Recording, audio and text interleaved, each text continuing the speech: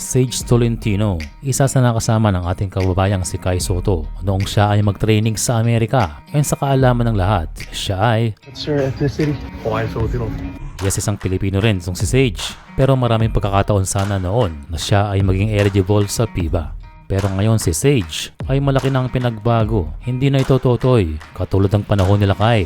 And this year siya ay pumasok sa transfer portal na kung saan sa kanyang bagong school at team ay maaari niyang ipagpatuloy ang kanyang eligibility ng ilang taon pa sa NCAA. Bagong ma-redshirt ay nakapaglaro lamang ng 5 games sa Cincinnati Bearcats itong si Sage Tolentino.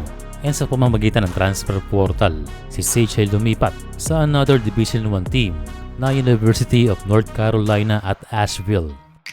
Kasama na sa roster din si Tolentino at kung titignan ng kanyang bio, at 7'1", 240 pounds. Parang mas mabigat pa ito kay Kai Sotto.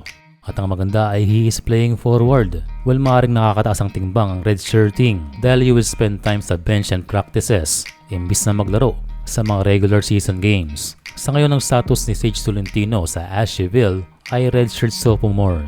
Ang ibig sabihin nito ay pwede pang maglaro si Tolentino ng hanggang 5th year or eligible pa siya ng 3 more years after this season. Sa ngayon ay patuloy ang pagpapakondisyon nitong si Tolentino and hopefully to be back stronger dahil napunta man siya sa mga Division I schools ay hindi pa niya na ipapakita na 100% ang kanyang full potential. Well, may mga nagsasabi na sayang kung naggilas na lamang itong si Sage ay maaaring hindi siya natenga ng matagal. Pero again, respect na lang natin ang choice ng kanyang kampo.